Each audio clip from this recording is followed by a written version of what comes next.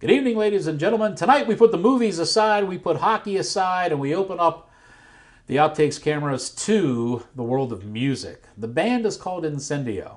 They were here last summer, totally blew me out of the water. They're coming back again this summer, and for a very good cause. And I have an exclusive interview with the members of Incendio coming up right after this.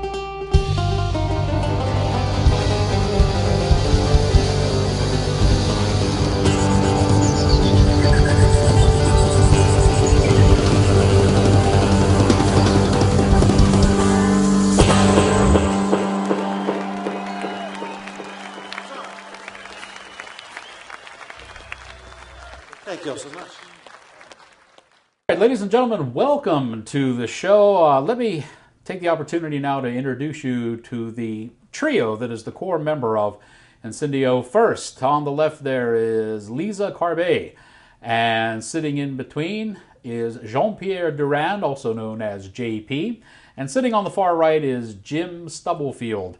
And folks, welcome to the show. It's great to be talking to you guys, and things look absolutely perfect out there in California. It's really nice out here right now. Thanks for having us, Fiore.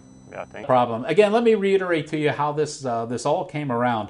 As you know, the county parks holds in the summertime free concerts that probably not enough people take advantage of.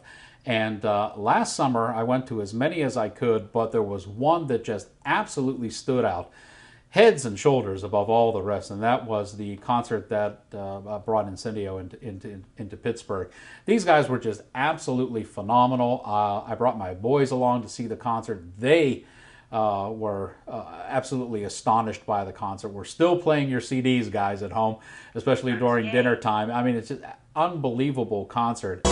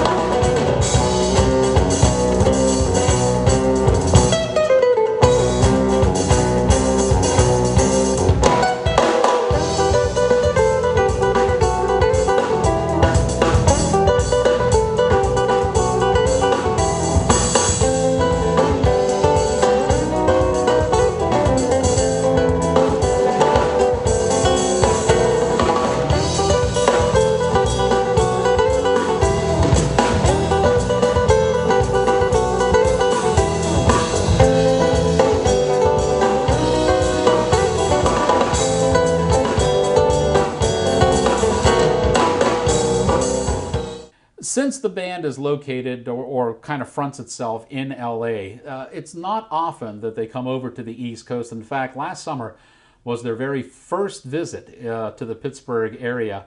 And I just think that, especially for people that like music, it's advantageous for you guys to latch onto this band, see what they're doing, and for God's sakes, if you ever get a chance to see them, their stage show is just unbelievable. They will be coming back into Pittsburgh this summer. In fact, they will be coming in at the end of July for something called Cindy Stock, and I believe this is number 8, right, guys? Yes. Cindy Stock 8, and they will be performing. The concert is going to be held on a farm. It's kind of like a Woodstock thing out in Wexford, so it's not that far here from the studios. And believe me when I tell you, if you get to go out there and see these guys, it is definitely worthwhile. And not only that, but it is worth a very good cause. Maybe I should throw this over to you guys now, and you can tell us what Cindy Stock is all about.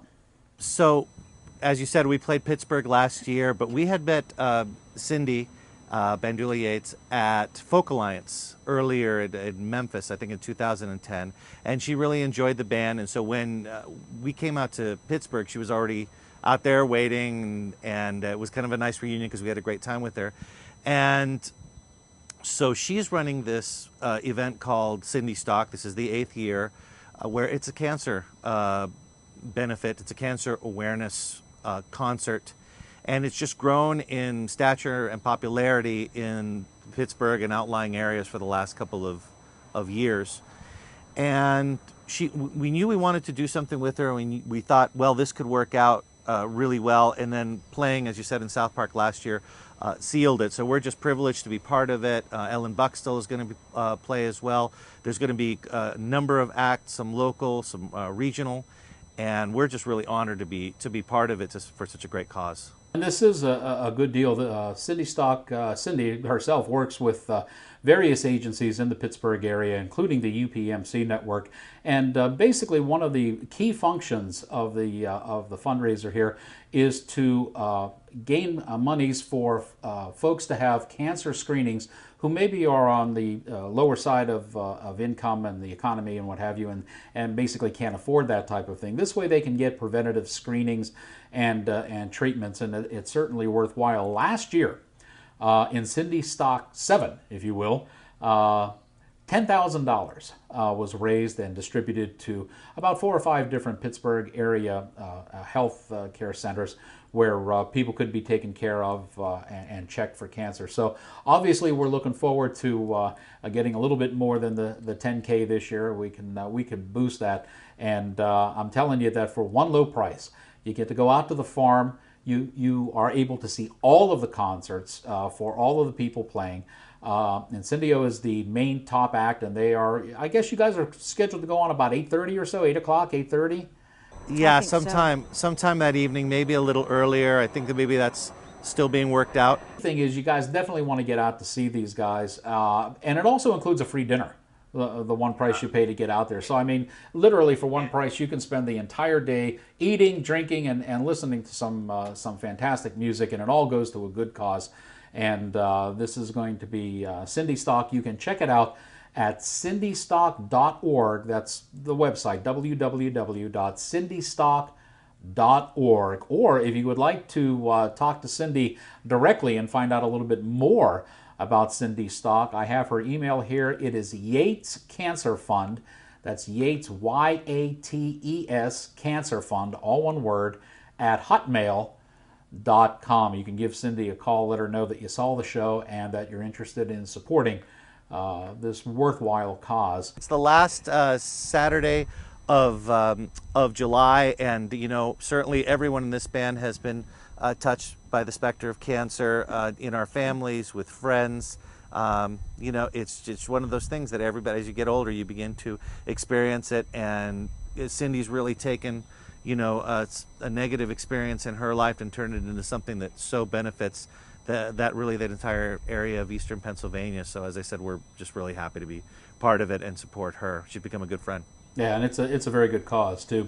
Let's talk a little bit about the band. Let's talk a little bit about music. Let's talk a little bit about the three of you as musicians, if we can. You released your first CD together in 2000, and I believe up to now you have 7 or 8 CD releases? 7 so far. We're working on our 8th. And working on the 8th. Very good.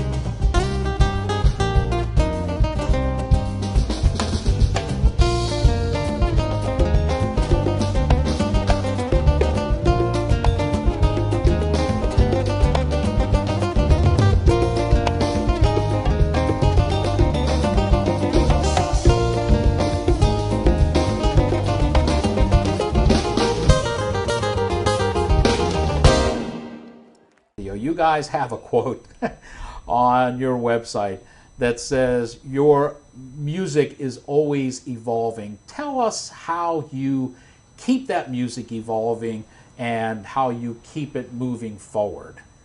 Well, we're all influenced by a lot of different styles of music, and we're all always listening to something new. And we like to explore different avenues and bring it into our music. So we don't want to keep repeating ourselves. So we don't want to do Misterioso over again, or we don't want to do the same thing as Intimo. And we'll explore things like loops and pads, try to bring in more Middle Eastern sounds. If we'd been listening to a lot of South American music, we'll start incorporating that into what we're writing. And I think that considering a lot of times we write together, although not always, we'll come with an idea and bring it to the rest of the group and throw it in, and everybody starts writing on that. So we bring each one of our influences to what we're writing. Even if somebody writes something lock, stock, and barrel, so to speak, who's ever producing it adds that flavor to it. So, it evolves that way. You have to be focused on finding different contexts. It's at the end of the day, it's a Spanish guitar, and you have so that you aren't repeating the same record. You have to find ways to get creative to reframe whatever melody you're bringing or whatever rhythm you want to play. So we try to be very conscious of diversifying what starts the song. Sometimes Jim will bring in a riff. Sometimes Lisa will be like, I have a melody. We've all been known to wake up at like 3 in the morning, get a little snippet of a song or melody out of a dream, put it on a little recorder, and then the rest just sweat equity. Putting it together, but there's so much represented here. Lisa's a classical guitarist. Jim has the Middle Eastern, but also has loved heavy metal and loves a lot of different kind of guitar fusion kind of things. I love Hendrix and the blues and all that. So if you're going to do a collaboration, you have to find a way to make them all meet. What about the name of the band? Where did the origins of the name of the band come from? When we were trying to come up with a name for the band, we were saying, well, what is it that we really do? And one thing I would say, well, we're very fiery. We're very aggressive when we play. And so I asked JP, I said, well, how do you say fire in Spanish? And he said, fiore, and then he said incendio. And that was it. We ran it by Jim. Jim liked it. Everybody liked it. And so that seemed to explain what we do. Lisa and Jim were actually playing before you came along, JP. But ironically, it was Lisa and JP who ended up being married. I know there are times when, I have been married to the lovely and talented Mrs. Mastracci for decades now, not years, decades. But I know there are an awful lot of times that I'm really glad I'm going to work because I need the space alone. It just gets a little bit too much sometimes. Now, how in the world do you folks tie in the marriage life and then still able to keep some kind of vibrance in the band? Do you guys bring your work home constantly, or is it? How do you do that? If he irritates me, I just turn up, and the bass is much louder than the guitar. I just drown him out. And it works. It's effective. All the members of the band all have significant others, and Jim can speak a little more to life on the road and dealing with that. And but in terms of Lisa and I, we're just really lucky that we work together well, and we're both forward-thinking and fairly ambitious, and all three of us are ambitious and want to get the band to a good place. So if that is the priority, and we love doing it. I mean, we're traveling the country doing original music at a time when the industry is so compromised and sales are just really a question mark. And just the economy generally is difficult. So you've got a lot of things stacked against you from the get-go. But the bottom line is, Jim wants to get our music out there. I want to get our music out there. Lisa wants to get the music out there. So when you have the unification of the goal there, everything you make everything else that you're doing in service to that. And just very fortunate, Lisa and I are able to do that. With our marriage and our relationship, and we co-write the songs. They're our babies. They're Jim's babies. We want them to be out there, be represented correctly. So you make sacrifices, and we love the band enough to do that. Jim, I want to pull you into this conversation because not only are you an integral part of Incendio, but you also maintain a successful career, solo career as well. And if I'm not mistaken, while Incendio has put out 7 CDs, during that time you've also put out 4 solo CDs on your own, correct? That's pretty close. I recorded 3 CDs before I met Lisa. My first was in 1994, called November, and then in 97 I did Cities of Gold, and in 98 I did Rhythm of the Heart, and a few months after Rhythm of the Heart was released, that's when I met Lisa, and she actually played with me for about a year under my band name, which was my name, and around that time I had a distribution deal for that CD, Rhythm of the Heart, and it was in Borders Books and Music and Barnes & Noble. Around that time, Lisa had approached me and said, can we, JP and I, can we produce your next CD? I think we could do a really good job. So in the summer of 1999, we started work on Misterioso, and it ended up being such a collaborative effort at that point that it didn't make sense for it to be solely my solo album for a number of reasons. Part of it was the fact that half the songs that were written for the CD were theirs. And I wrote the other half, but it became such a collaborative effort. And so when we approached the company that at the time was distributing the CD, we just decided it was a good time to kind of go to the next level. And so we put out Incendio's first album, Misterioso. And so we finished recording it in the fall of 1999, and it was in stores in the summer of 2000. And then since Incendio came to exist, I have kind of snuck away and recorded a couple other albums. So I have Guitarra Exotica, which came out in 2007, and Inspiracion, which came out last year. Now, some of the songs that you do on your solo gigs, do they work themselves into the stage performance when Incendio's on stage? I think I at least for my part, I've kept it separate just because there's so many wonderful Incendio songs that we are still actually going back now and saying, why haven't we played this song live? Why haven't we played that song live? So there's so much of a huge library of Incendio material that we will actually be debuting a number of songs this summer that are from our past catalog that have never been rendered live. So for me to maybe bring in some of my solo stuff, it would take away from these wonderful Incendio songs, which we're actually relearning to perform live. So we look forward to performing some of these as Cindy stock, in fact. Yeah, the one thing I really liked about the concert in South Park that you played last year, and you may think that I fell for the gimmicks, but I thought it was really cool. You had the guitar, and JP, I think it was your guitar, and if I have it wrong, Jim, I'm sorry, but one of the guitars was plugged in through a synth, and God, we heard you're playing the guitar, and I can hear a piano, and you're playing the guitar, and I could hear a harp, and all kind of different musical instruments coming out of this guitar, and I was just amazed by that. I think that's it's part of the dynamic that brings your stage presence there, as you hear a veritable plethora of instruments that basically aren't on the stage.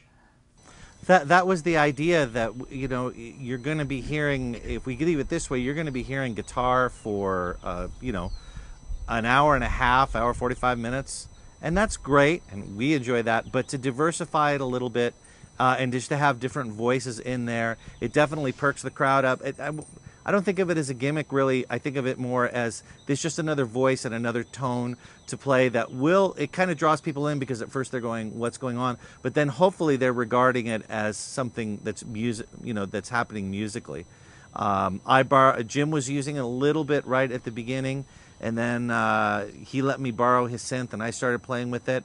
And then I became self-designated synth guy because I was like, oh, pretty sound, you know. It's like, wow, let's try that. And then it became something that just stuck. Although I have been recently advised by my bandmates that if I play the steel drum patch again, they will break my legs. Oh no, I like that one. Why would you do that?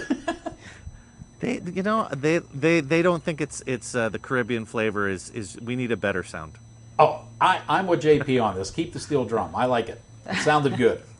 Hey, They listen, may break your legs, Fiota, too. Be careful.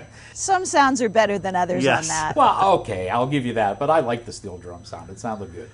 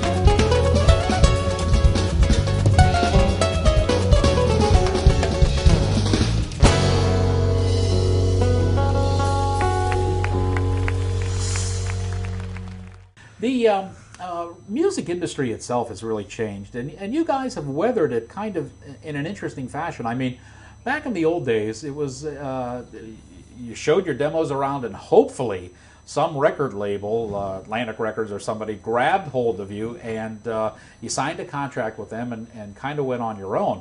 That's really doesn't exist anymore in the record industry. There's no real big companies anymore that have that, I guess, giant power to dictate what's heard, when, where, and why.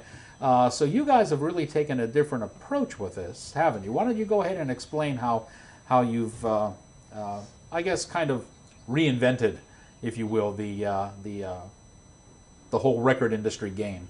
Well, it's changed. It's changed in many ways, and in a lot of ways, it's empowered the artist to do a lot on your own and be able to sustain and have a career without having to rely on the record company. Because there's many avenues now to book yourself, to record your own CDs, for distribution, and we've really grabbed a hold of that and run with it. I mean, there's websites to help you book yourself. Being able to have the studio in your house so that you can produce your own CDs. I mean, there's just so much that you can do if you want to do the work. And considering there's three of us, we're able to do that. We sort of distribute the jobs and do the booking and the promotion, the recording. So it's really empowered us a lot because, we're not afraid to do the work to get ourselves out there. I have 3 questions that I'm going to individualize, if you will, in my my internet research on all of you. I think we'll start with Jim first. Jim, it said one of your likes is fantasy books. What are we talking about here? Are we talking about Simon R. Green and Jim Butcher, or who? What are we talking about? What are fantasy books? I've always been a big fan of like J.R.R. Tolkien, Lord of the Rings, the Robert E. Howard, Conan stories from the 1920s and 30s, H.P. Lovecraft, so that kind of stuff. I have to say I played Dungeons and Dragons in the 70s when I was in grade school, so I'm definitely a gamer geek. I like fantasy and science fiction books and all that stuff. So I often spend a lot of my time between shows, and when we're stuck in the hotel, I read a lot. H.P. Lovecraft is totally bizarre. And yes. He's not easy to read. All of his stories are basically narrative, and they're difficult to read. Do you like the way that they've taken some of his short stories and turned them into movies? Well, I think the movies are travesties generally. Because most of his stories are short stories, and they're trying to turn it into an hour-and-a-half, 2-hour feature film. So what they do is they try to extrapolate on an idea which, you read the short story in a half an hour and they try to make it into a 2-hour movie, and they never translate. So I'm not happy with it. Most of the movies made about the H.P. Lovecraft stuff has nothing to do with the story. Okay, JP, this one goes to you. It says that one of your favorite things to do is cooking. So when you're in the kitchen, what are you whipping up? Typically something with garlic, because I am Peruvian. I grew up with my mom is an excellent cook. She's just one of those people that just whips up anything, and it's just fantastic. So she and I both have a romance for food, and I married a Sicilian vegetarian. So I've had to vary my meals, but ultimately it's been more healthy, and it's what I love to do. And to illustrate the point, we just came back from Chicago a few days ago, and I'm trying to, diet and take care of myself a little more than usual. And I called my mom. I said, we're in Chicago. She didn't ask me about the gig. She didn't ask me how the flight was. She said, oh, Chicago, are you going to go have pizza? That was the first thing she said. So I have it pretty deep and pretty badly. But I'm the one in the band that will tend to be like, oh, there's that restaurant. Let's try to go to that place, and give people directions by restaurant. So all those kind of roll into one, and I have to really be careful. Okay, Lisa, you're up on the block now. Of all the likes and dislikes that are listed about you guys, you seem to be the the still deep waters here. It says one of your things that you like to read is esoteric readings and religious teachings. What are you into now? Now we're in trouble. Well, I've always been the type of person that pondered the nature of the universe. So I've always read things from Gnosticism to Jung, Taoism. That's just something that interests me. So I always find myself reading a new book, and, you know, that ultimate question of trying to figure out why we're here, which, of course, I will never do, but I still read all the books, and it's just one of my interests. And are you finding that one philosophy tends to have more answers for you than another, or? Well, not necessarily. I feel that when you get to the fundamentals of most religions and philosophies that you come to, they're all based in the same place. They may diversify as they get farther out from that nugget of truth where they all come from. But I think even in Christianity, when you go back to Gnosticism, you find that it's very similar to Buddhism. But of course, I think of philosophies and religion as similar to that game Telephone. It starts with one thing, and by the time it's passed down, it's so distorted from what the initial philosophy was that it's almost unrecognizable. So really, that's what I found, is that if people could get back to that initial philosophy, they'd find that we're all looking for the same thing. This is a song to animal and pet lovers everywhere. This is a song called Light Dancer. Nice.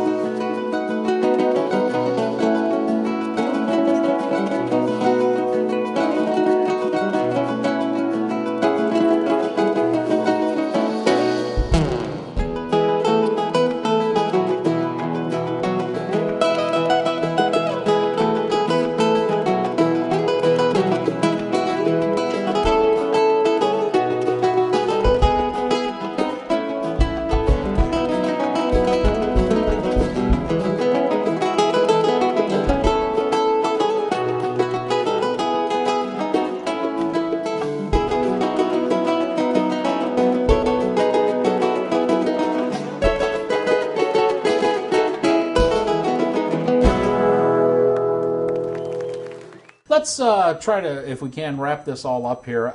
Guys, and I'll throw this out to anybody who wants to be brave enough to answer it. I'm reading about the influences that have played an effect on your music. You guys were talking about them earlier. There are some really, really heavy names in here that you folks listed on your website, and some people that I really like. For example, Al Di Meola is on there. I've always been a fan of Al Di Meola. Weather Report is on there. Stevie Ray Vaughan, wow, I mean, you know, just watching him play is amazing. Van Halen's on there. Led Zeppelin's on there. And then after all these great names, I come across Helen Reddy. What in the world did Helen Reddy do to get thrown into that list? I can answer that. That's called, and I don't know why that's on there anymore. That should be taken off. That was called an interviewer that didn't, that took my quote out of context from about an interview of 13 years ago. She asked what was in my record collection, or my mom's record collection, when I was a little kid. And I said, well, there's everything from the Bee Gees to Al Di Meola records to John Coltrane records to Dave Brubeck to Helen Reddy. I did not say I was influenced by Helen Reddy, but the article actually said I was influenced by Helen Reddy, and I got a lot of flack for that. And, you know, it's already published, so it makes good conversation. You know, I'm really glad we cleared that up, because that name just did not fit it. You know, it's like that game you play, Which One Does Not Belong? And there it was right there. So I got to find where that is. You know what? She's going to see this interview, and we're going to direct her to you, Fiore, and then you're going to have to answer some questions. Feel free. It'll just be another one in line that I have to answer. There's no problem there at all. Good old Helen Reddy. Guys, I want to thank you for taking out the time out there in sunny LA to sit and talk with us. Let me remind you again, first off, if you go to Incendio's website, they have their music, and they have a good chunk full of stage performances that are right on the site, and you can click on them and listen to them, and it's I'm telling you, if you do this, folks, you're going to be amazed. The music is just absolutely unbelievable. But of course, there's nothing on the net right now that can compare with seeing this band live. This music is just unbelievable, and being an old guitar picker from way back when, what I was hearing on stage was just amazing, and it's great stuff. It really is. They will be in the Pittsburgh area again at the end of July for Cindy Stock 8. Again, you can check that out at cindystock.org. Or you can email directly to Cindy Yates at Yates, that's Y-A-T-E-S, Yates Cancer Fund, all one word, at hotmail.com. It's a nice little farm out in the Wexford area, straight out 79. You'll be there in no time. One low price, I believe it's $30, $35, something like that. So that you get to see all of the bands that are playing that day, including Incendio, and you get all your food and drink as well. It's a great time. And it certainly benefits a good cause for cancer checks and cancer research. Certainly something the folks in Pittsburgh can, well, actually folks everywhere, but this one is specifically for Pittsburgh, can avail themselves of for cancer screenings and preventative measures against cancer. Lisa, JP, and Jim, it was great talking with you. I look forward to seeing you at the end of July. Any closing thoughts there, JP, Lisa, or Jim? Website? Well, just first of all, thanks for having us today. Check out the website at incendioband.com or facebook.com/incendioband, myspace.com/incendioband, or youtube.com/incendioband. And it's been great, Fiore. We did this little... Yes, thank you. So thank you all so much. We're going to leave you and them with the song, but this is called Temple of the Sun.